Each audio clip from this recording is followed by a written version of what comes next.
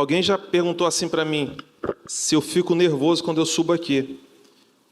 Eu quero saber quando isso vai acabar, porque eu fico nervoso toda vez, embora pode ser que não pareça, mas fico.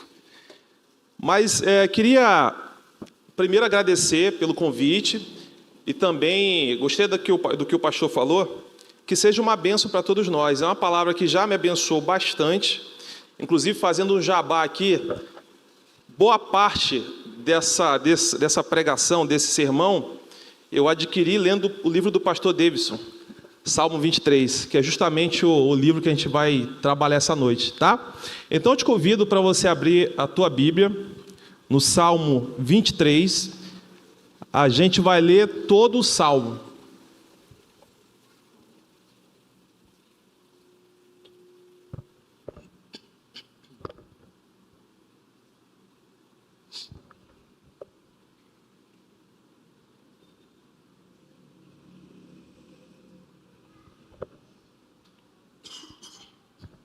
Amém? Vamos ler então. O Senhor é o meu pastor, nada me faltará. Ele me faz repousar em pastos verdes e me leva para junto das águas de descanso. Refrigera a minha alma, guia-me pelas veredas da justiça, por amor do seu nome. Ainda que eu ande pelo vale da sombra da morte, eu não temerei mal nenhum, porque tu estás comigo.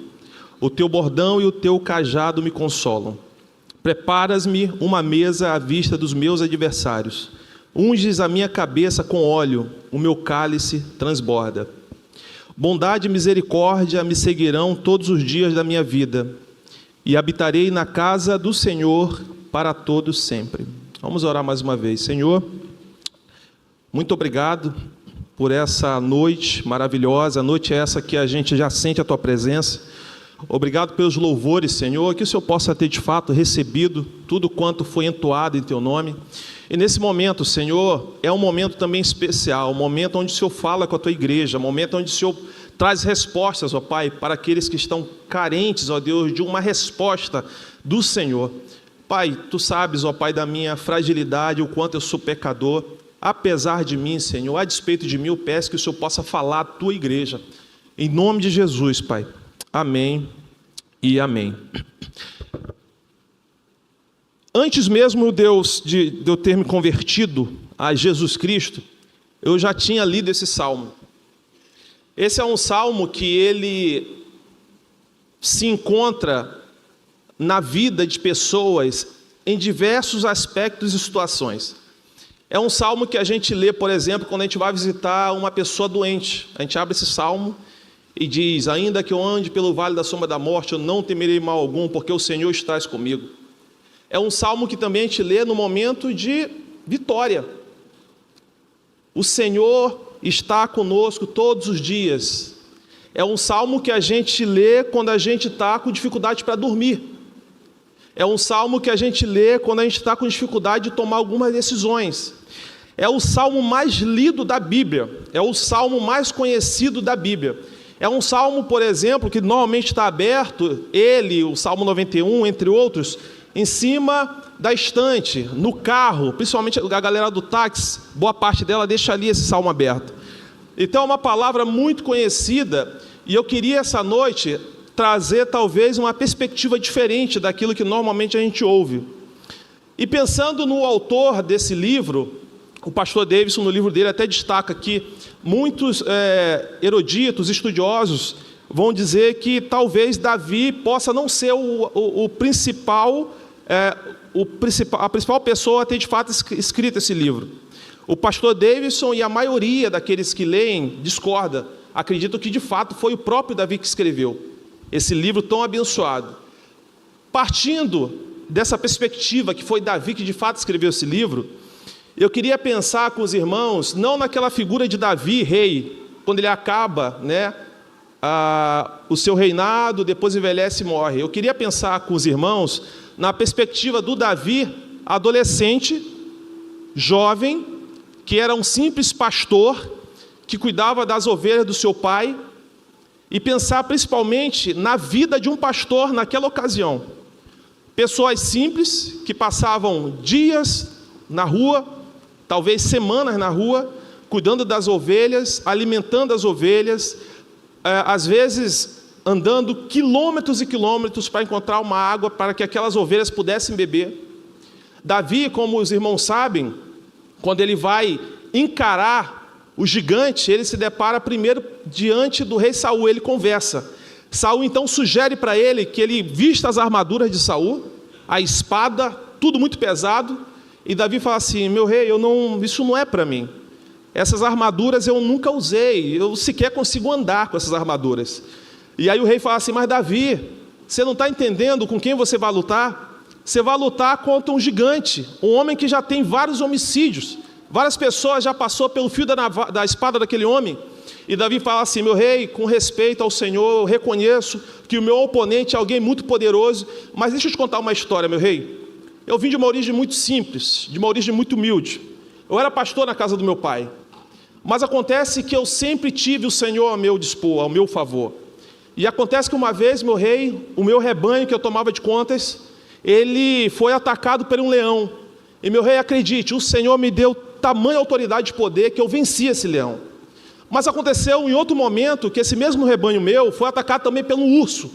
E o Senhor novamente me honrou, me ungiu, me deu autoridade, força e poder, e eu consegui vencer aquele leão e aquele urso. Eu queria então pensar com os irmãos na perspectiva desse rapaz, que não leu, estudou, se preparou e passou a escrever sobre a vida de um pastor. Eu queria falar desse rapaz que viveu na pele o que é ser um pastor de verdade. Quais são os desafios das ovelhas nessa caminhada que se chama vida? Qual é a importância desse ser, desse homem e, sobretudo, desse Deus que é tido na Bíblia como o bom pastor? Essas duas imagens, elas precisam andar lado a lado para que a gente pudesse entender o que Deus tem para compartilhar com a gente essa noite. E eu queria, então, olhar para a Bíblia, e aí seria a minha primeira proposta para os irmãos, é olhar para o Salmo 23, não como aquele salmo que talvez ia dar uma resposta para o anseio que eu tenho, para um desafio que eu tenho, para um sonho que eu tenho para alcançar, mas olhar para esse salmo como o próprio Deus sendo a maior e melhor provisão, presente, alcance que alguém poderia ter. Mais uma vez, eu queria olhar para esse texto, juntamente com os irmãos, como enxergando Deus, Ele sendo profundamente suficiente, mais do que qualquer demanda que eu e você, eventualmente, possa ter. O outro desafio para a gente, e eu paro por aqui e começo a caminhar, é olhar para esse texto e enxergar que ele foi escrito numa outra geração, numa outra perspectiva, com nomes atribuídos a esse Deus, e a gente vai passear por esses nomes e entender qual é a importância desses nomes para nossas vidas hoje. Quando eu me casei aqui, eu lembro até hoje que alguém falou assim: é uma blasfêmia o teu nome, porque o meu nome é Júlio César Pinto de Jesus, não existe nenhum outro. Pode ser que se eu der um Google lá, botar assim, Júlio César, apareça milhares. Mas na medida que eu vou acrescentando meu nome, Júlio César Pinto, o negócio já começa a reduzir. Pinto de Jesus não existe outro, só eu. Eu me encaixo nisso. Se eu botar Cláudio Pereira, tal, pode ser que apareça um monte. Mas se eu botar Cláudio Pereira, vai reduzir a possibilidade de ter mais homens com o mesmo nome do meu irmão, presbítero Cláudio. Mas nosso Deus, ele é diferente. O nosso Deus, ele é tão grande, tão tremendo, que não há nome suficiente para poder atrelar a pessoa desse Deus. Não à toa que a gente vai ver na Bíblia diversos nomes para poder exemplificar e explicar quem Deus é de fato. E detalhe, todos esses nomes não são capazes de falar, de exemplificar, de mostrar para a gente quem de fato Deus é, porque Ele é tremendo, Ele é grande, Ele é infinito. Eu queria então partir com os irmãos sobre essas duas perspectivas, de que Deus ele tem vários nomes e é necessário que a gente entenda as riquezas. Vou parafrasear de novo o meu pastor Davidson, as pepitas que existem nesse texto, e eu tenho certeza, se os irmãos estiverem atentos ao que Deus quer compartilhar conosco, a gente vai sair daqui profundamente abençoado e principalmente com direção. Eu sei que tem pessoas aqui esperando uma resposta do Senhor, uma direção do Senhor, e talvez hoje é o dia que Deus há de falar contigo, comigo e com todos nós. Número 1, eu queria pensar com os irmãos sobre o versículo 1. Ele começa dizendo assim, ó: o Senhor é o meu pastor. Essa expressão no hebraico é o Jeová Roi, um termo que traz a ideia de propriedade, de apropriação. Ele é meu. Irmão, se a gente estiver nessa caminhada de novo, que se chama vida, nas inúmeras adversidades que a gente se depara, viver é mais que um desafio. Viver hoje é muito desafiador. A gente sai de casa e não sabe se vai voltar. A gente dorme com o nosso emprego garantido e não sabe se vai acordar com o nosso emprego. A gente sai com toda a nossa agenda da semana preparada, 5 horas da manhã a gente acorda e vai pegar o ônibus, ou pega o carro, ou leva a criança na escola, e às vezes quando a gente acorda, nada do que a gente planejou é possível que a gente possa dar sequência, porque um filho cai doente, o emprego ele deixa de existir porque a gente foi demitido, a enfermidade ela vem e nos assola, a crise ela está em todo momento. A verdade é que se a gente encarar essa vida com a primeira e maior das respostas para nós, de que a gente não somente tem um pastor que cuida da gente, como a gente pode dizer que esse pastor é meu, esse pastor é teu, esse pastor é pessoal. A Bíblia, no Salmo 23, começa dizendo: o Senhor é meu pastor. Gente, faz toda a diferença a gente viver e entender que a gente tem um pastor pessoal. O nosso pastor, ele não é compartilhado, de forma que ele tem que dar atenção para todos, e às vezes esquece do pastor Davidson, esquece de mim.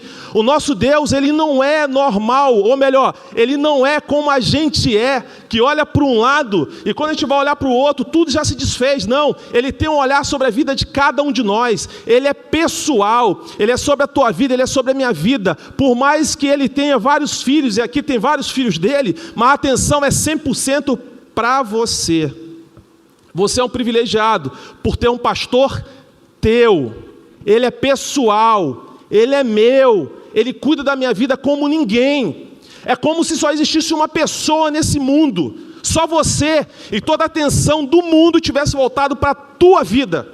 Ele não tira os olhos da tua vida, ele não tira os olhos do teu filho, ele não tira os olhos daquilo que é teu, porque ele é pessoal, ele é único, ele é infinito, ele é imenso. Esse Deus não tem condições da gente conhecer ele, e detalhe, nem na eternidade. Depois de viver milhares e milhares de anos na eternidade, a gente não vai ter condições suficientes de aprender e entender quem é esse Deus. Ele é imutável, ele é onipresente, ele é onisciente, transcendente, ele é soberano. Quão grande, poderoso e cheio de recursos é o nosso pastor. Em segundo lugar, o versículo diz assim, no verso primeiro ainda, só que na segunda parte, Davi vai falar que nada me faltará. E esse nada me faltará, ele vai nos remeter ao nome de Deus que aparece pela primeira vez em Gênesis, capítulo 22, verso 14, que é o Jeová Jirê, o Deus da provisão. Eu já tive a oportunidade de pregar aqui, talvez há uns 2 meses, sobre aquele momento que o Senhor aparece para Abraão, depois da promessa dele vir à existência, que é Isaac, e ele fala assim: Abraão, eu preciso que você ofereça esse menino para mim. 3 dias separam Abraão daquele momento que o Senhor conversa com ele, delega essa função para ele, até o momento que ele chega no Monte Moriá. 3 dias de coração apertado, 3 dias de solidão, 3 dias de sofrimento, 3 dias andando. Mas eu queria me ater ao monte. Aquele momento que ele para e ele fala para os inúmeros empregados dele, para que eles pudessem ficar ali.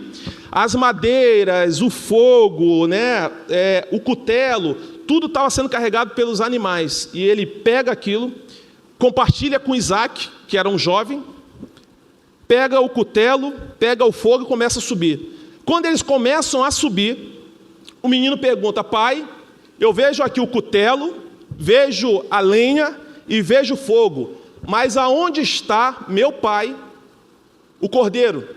Aonde está o animal que o Senhor normalmente sacrifica? E aí Abraão, ele diz assim: meu filho, Deus proverá para si o cordeiro. Quando a gente escuta essa palavra solta, a gente não entende muito bem, mas Hebreus vai dizer o que é isso. Abraão, ele dá essa declaração tão convicto de quem era Deus, do tamanho de Deus para ele, que ele acreditava que mesmo depois de sacrificar aquele menino, Isaac, Deus tinha poder suficiente para trazer aquele menino dos mortos. É por essa razão que Abraão fala aquilo. Mas Abraão, ele continua, ele começa a subir. Quando ele chega no alto do monte, ele espalha a madeira, deita o menino, pega o cutelo, e quando ele levanta a mão para sacrificar o garoto, um anjo aparece e diz assim: Abraão, não sacrifica o menino, não faça isso com o garoto.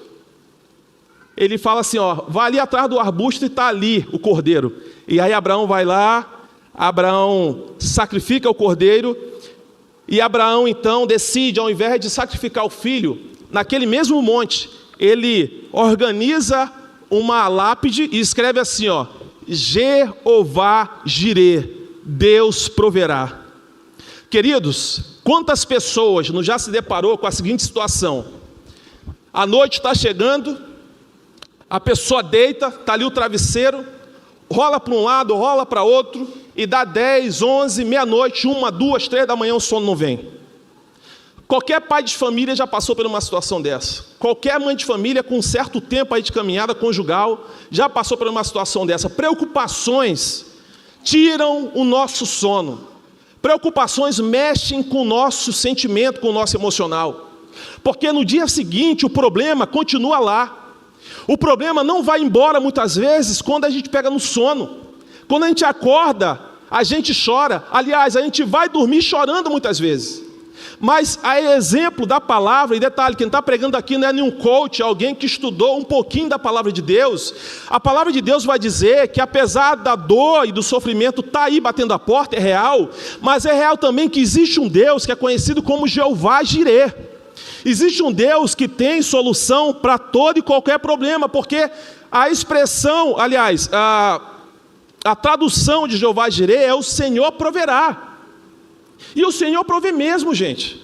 Às vezes parece que a gente perde as esperanças, porque o problema é tão grande que cega a gente. Parece que os nossos ouvidos entopem e a gente não consegue mais enxergar que essa palavra, é bem verdade que foi escrita e vivida por alguém há milhares de anos atrás, mas o nosso Deus, ele não envelhece e ele não tem Alzheimer. O nosso Deus continua olhando para a tua vida e para a minha vida como um bom pastor, e vê você como alguém único, e ele sabe o teu problema. Não pense que a gente orar e entregar os nossos problemas para o Senhor, a gente vai para a última fila, porque não, você é único, e o teu problema está na primeira página do Senhor. Ele trata o teu problema como único, urgente, e Ele vai resolver. O bom pastor, o pastor, voltando um pouquinho como Davi, ele vivia por muitos e muitos dias, como eu falei, num deserto.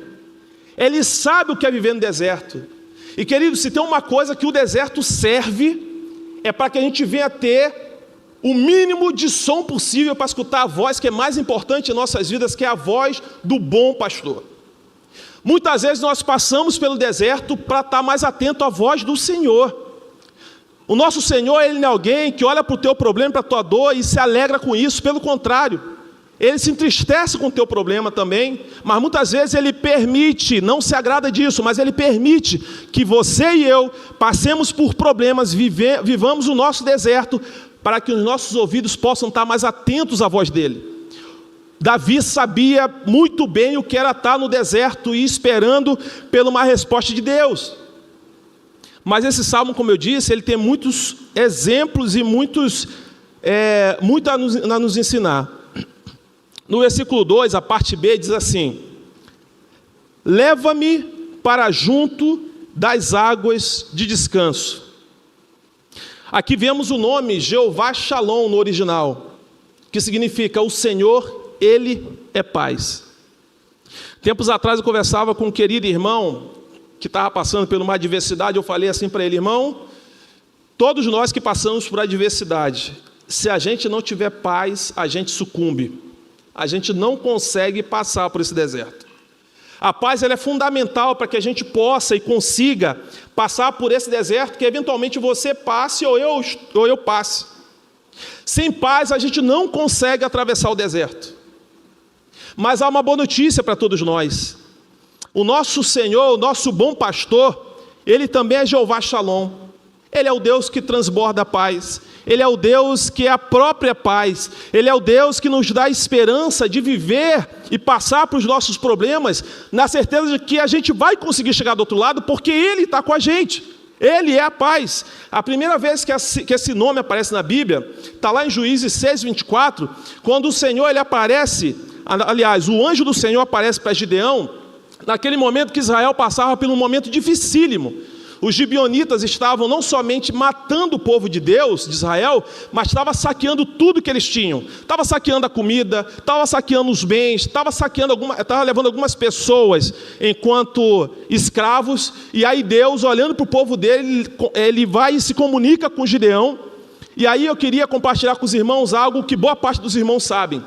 Gideão ele está um pouco desacreditado que aquilo de fato era uma missão para ele, porque ele se achava muito pequeno, muito fraco. Ele achava aquela missão muito grande para ele, e ele propõe então para o Senhor. Ele fala assim: Senhor, se de fato é o Senhor que fala comigo, se de fato o Senhor acredita que eu consiga levar o povo a um lugar mais tranquilo, ser o libertador do povo, eu preciso que o Senhor fale mais para mim, eu preciso que o Senhor seja mais claro comigo.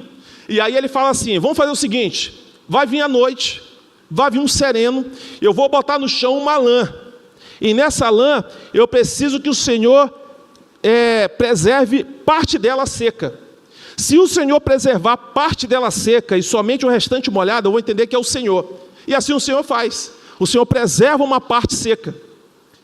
Ele ainda não conseguiu acreditar que era o Senhor. No dia seguinte, ele faz uma outra proposta: Senhor, se realmente é o Senhor, faça o contrário, preserve uma parte molhada e só um pedaço o Senhor deixa seco. E assim o Senhor fez. Aquele homem então, ele é acometido por uma força, por uma certeza de que era o Senhor que estava com ele, e ele aceita essa proposta do Senhor, e ele pega os seus soldados de Israel, e somente com 300 homens, ele encara nada mais, nada menos que 135 mil gibeonitas. E Deus faz ele prosperar. Ele decide então, em homenagem a esse nosso Senhor, esse nosso Deus, escrever numa lápide: Jeová Shalom, o Senhor é a minha paz. Precisamos de paz para encarar os nossos problemas. Precisamos de paz para atravessar as batalhas que a gente se depara vez ou outra. Sem paz a gente não consegue atravessar dificuldades da vida. Versículo 4, ou aliás, versículo 3 ainda: refrigera-me a minha alma. Aqui a palavra refrigera traz uma ideia de cura. A palavra refrigera aponta para o nome de Jeová Rafá, o Deus que sara. E a primeira vez que essa palavra aparece na Bíblia é lá em Êxodo capítulo 15, versículo 16, que é aquela passagem quando o povo de Deus estava guerreando contra o povo rival. Vocês vão lembrar aquele momento que Moisés ele está no alto, e ele está com o cajado levantado, ele está orando, ele está clamando, ele está pedindo para o Senhor forças, mas a batalha ela começou a passar muito tempo, horas e horas, e ele começa a ficar cansado. E a Bíblia vai falar que todas as vezes que Moisés está cansado e o braço dele arreia, o povo de Deus começa a perder, o povo de Deus começa a morrer, começa a recuar. E aí Arão, ele tem uma ideia, ele sustenta o braço de Moisés para o alto, e mais um outro irmão começa a segurar também o braço de Moisés para o alto. E aí a Bíblia vai falar que Josué, todas as vezes que Moisés estava com o braço para o alto, orando, clamando, focado naquilo que o povo estava passando, o povo de Deus se tornava vitorioso. O povo de Deus, eles começaram a avançar. Quando o povo atravessa o Mar Vermelho, olha, desculpa gente, eu pulei aqui. E o povo começa a avançar e o povo se torna vencedor, mostrando que todas as vezes que a gente tem dependência desse Deus, todas as vezes que a gente acredita, entrega tudo que tem nos feito mal, E a gente passa a entender que se o nosso Senhor está do nosso lado, a vitória ela é garantida, ainda que a gente venha se machucar, porque por vezes a gente passa e se depara com situações adversas, que a gente vai se machucar e vai se ferir. Eu lembro quando eu passei por esse problema com a minha filha, eu parei no psiquiatra e parei no oftalmologista.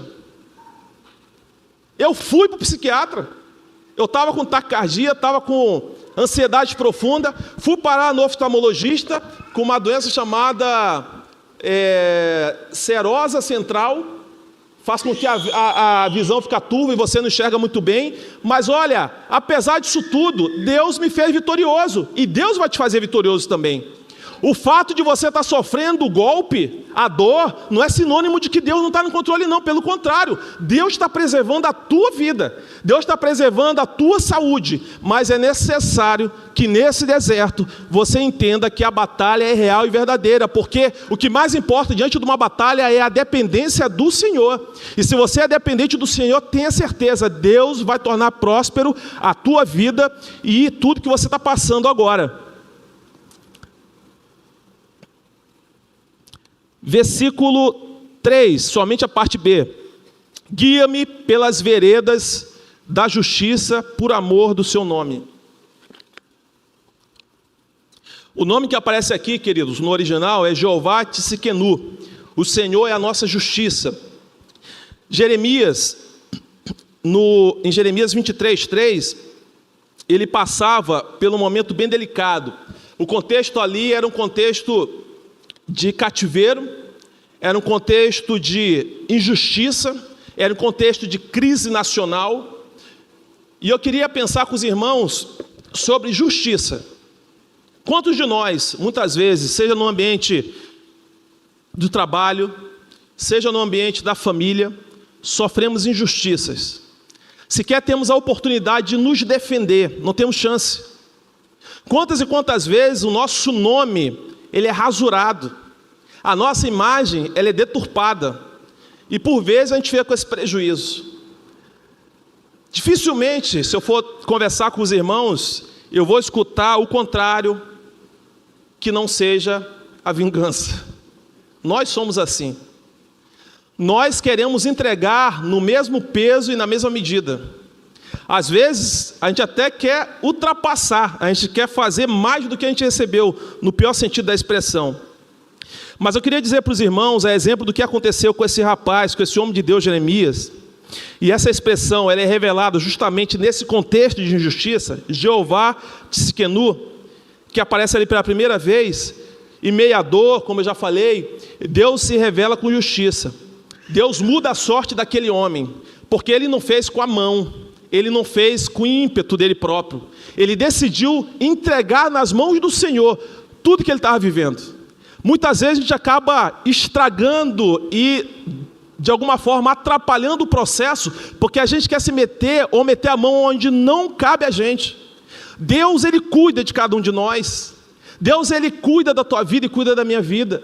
Não adianta a gente lançar a mão de recursos humanos, porque é o Senhor que cuida da gente.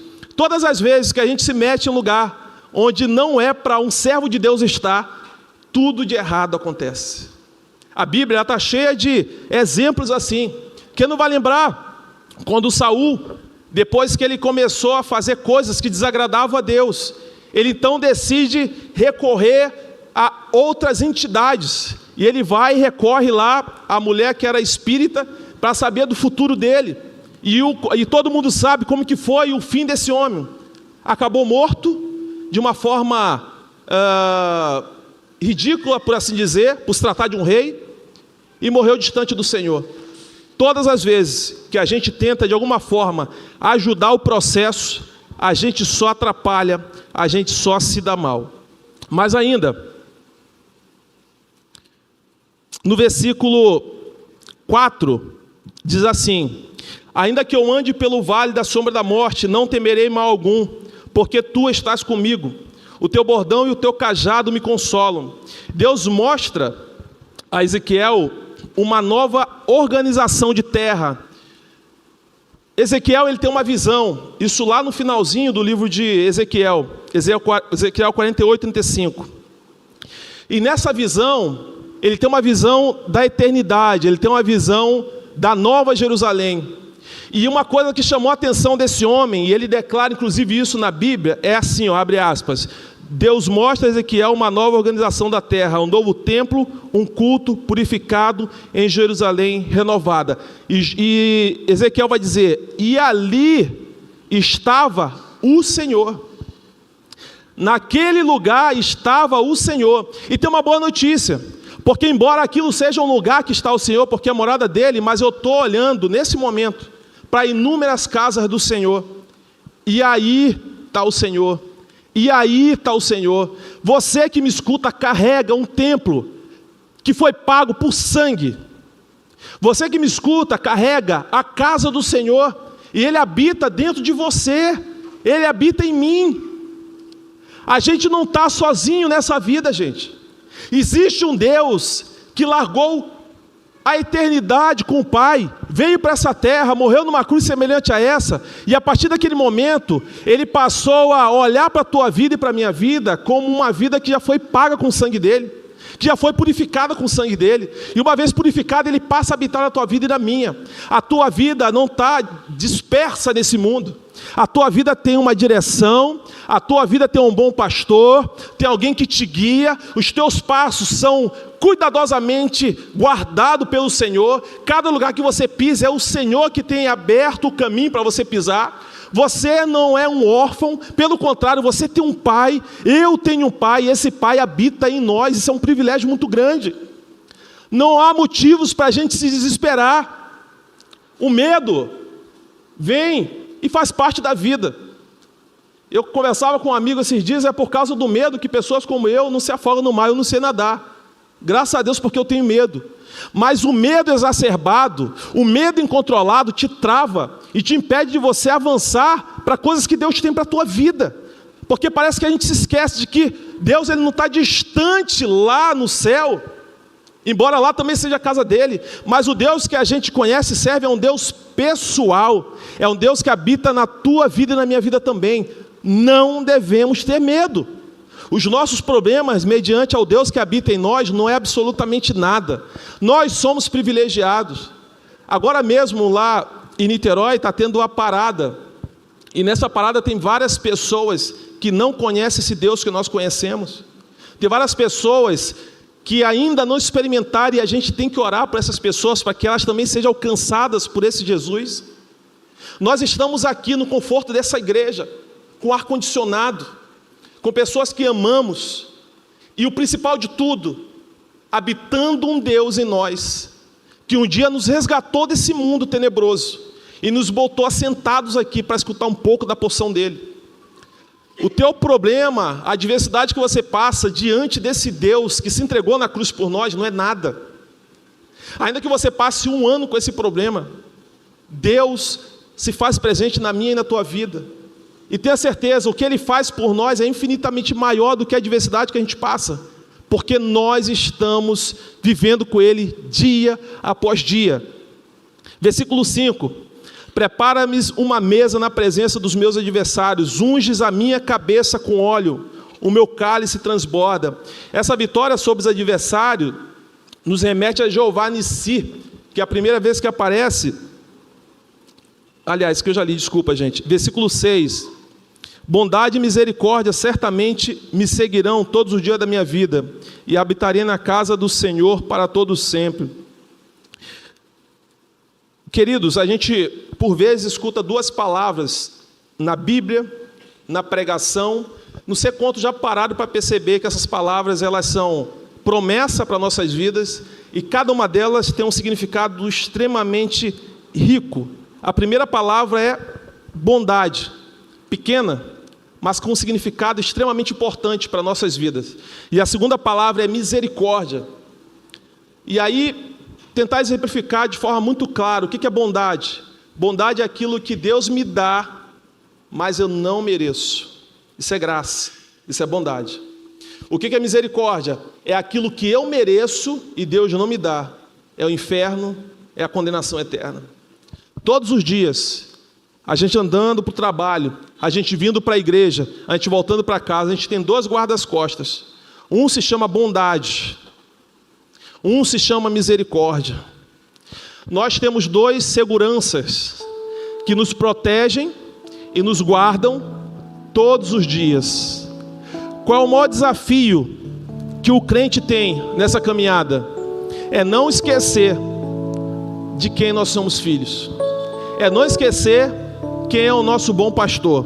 É não esquecer das promessas de Deus encontradas nesse texto tão pequeno, mas tão rico de promessas. A gente aprendeu hoje que tem um Deus que é presente. A gente aprendeu hoje que tem um Deus pessoal. A gente aprendeu hoje do Deus que cura. A gente aprendeu hoje de um Deus que pode mudar o cenário de qualquer pessoa. A gente aprendeu hoje que tem um Deus que faz justiça em nosso favor. A gente aprendeu hoje que tem um Deus que está presente aqui. Um Deus que mora em você e mora também em mim. A gente aprendeu hoje que tem um Deus que Ele é o bom pastor e que Ele larga tudo por conta da tua vida. Ele larga tudo para cuidar do teu problema. Ele larga tudo para dar atenção para a tua demanda. Esse é o nosso bom pastor. E se não bastasse, Ele usa ferramentas poderosas para nos ajudar e para nos abençoar. Bondade e misericórdia. Bondade e misericórdia. Bondade e misericórdia nos seguirão, nos perseguirão todos os dias das nossas vidas. Não deixe que o inimigo venha te afastar da tua promessa, da tua bênção, porque eventualmente você falha igual a mim. Bondade e misericórdia te seguirão todos os dias da tua vida. E traga nesse momento, e eu queria te convidar para você entregar tudo que tem tirado você do eixo, tudo que tem feito você esquecer das promessas de Deus para a tua vida. Nós não precisamos nos preocupar, porque há alguém que cuida de nós. Nós não precisamos nos preocupar com o juiz, porque a gente tem um juiz dos juízes ao nosso favor. Nós não precisamos nos preocupar com doença, porque o nosso Deus, Ele é um Deus presente aqui. Nós não precisamos nos preocupar com os ventos contrários, porque o Senhor que a gente serve, o Senhor dos Senhores, é aquele que com a palavra o vento cessa, a tempestade cessa. Todo e qualquer gigante que venha se levantar diante de você, ele vai bater em retirada, porque o Senhor tem uma voz de trovão. Nada e nem ninguém resiste diante da voz dele. Nesse momento eu te convido a orar. Senhor Deus e Pai, eis aqui a tua igreja, Senhor. Igreja que o Senhor derramou o teu sangue por ela. Igreja que o Senhor tem um apreço, um amor que a Bíblia não consegue nem sequer, Pai, escrever da forma que o Senhor de fato ama. Faltam palavras, Senhor, para poder dizer o amor que o Senhor sente por cada um de nós. Deus querido, aqui a tua igreja está reunida, do mais último lugar, Senhor, desse templo, aqui as primeiras fileiras, todos são importantes para o Senhor. A tua palavra diz, Senhor, que tu és um Deus presente. O Senhor é o Jeová Tsidkenu. O Senhor é a nossa justiça, Deus. O Senhor é o Jeová Rafa, o Deus que sara toda e qualquer dor, Jesus. O Senhor é o Jeová Shalom, aquele que nos dá, Senhor, vitória, aquele que nos dá paz, Senhor. O Senhor é o Jeová Jireh, o Deus da provisão. O que mais precisamos, ó Pai, nessa vida, se nós temos todo e qualquer recurso necessário, Senhor, para viver. Ó Deus, em nome de Jesus, dá paz ao teu povo, Senhor. Dá paz à tua igreja.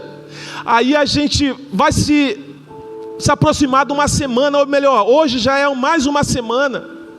O Senhor sabe dos desafios, ó Pai, que nos esperam, Senhor. O Senhor sabe das demandas que estão batendo a porta. Mas Deus, ainda que o pavor venha bater a porta, Senhor, ele não vai entrar em nome de Jesus, Pai. Porque nós cremos no teu nome, Senhor. Nós cremos que o Senhor é aquele que nos cuida como ninguém. Ainda que a ciência diga o contrário, Pai, ainda que a medicina venha nos assustar, o Senhor tem a última palavra, Senhor. A última palavra pertence ao Senhor dos Senhores, ao bom pastor. Nós entregamos, ó Pai, todos os nossos problemas, as nossas adversidades, as nossas demandas, tudo aquilo que tem tirado a nossa paz ao Senhor, Pai. Ó Deus, nos conduza a pastos verdejantes, ó Pai. Nos conduza, Senhor Jesus, a caminhadas tranquilas, Senhor. Nos carregue no colo, Senhor, porque muitas vezes nos faltam forças, ó Pai. Ó Deus, eis aqui a tua igreja, Jesus. Eis aqui o teu povo, Senhor. Em tuas mãos eu entrego meus irmãos em nome de Jesus, Pai. Não deixe o teu povo sem resposta, Senhor. Não deixe o teu povo, Senhor, caminhar por essa vida, Senhor, trôpegos, ó Pai. Pelo contrário, sustenta cada passo da tua igreja, Senhor. Ó Deus, em nome de Jesus, nós te agradecemos, ó Pai, por essa palavra que, apesar de ter escrito há milhares e milhares de anos, ó Pai, ela continua viva e eficaz. Louvado seja o teu nome, Pai, por tudo, em nome de Jesus, Senhor. Amém.